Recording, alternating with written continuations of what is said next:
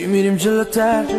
تو داری خوشگلتر میشی دیگه شدی مال من الان با قلمی بهم نزدیکی همه چیمو بهتر دیدی سلیقمو کی فهمیدی تو میکنی روانی منو وقتی بهم عشقم میگی نمیدونم آخر شب میکنی تو چرا هوای منو من دارم هوای تو رو تو هم داری هوای منو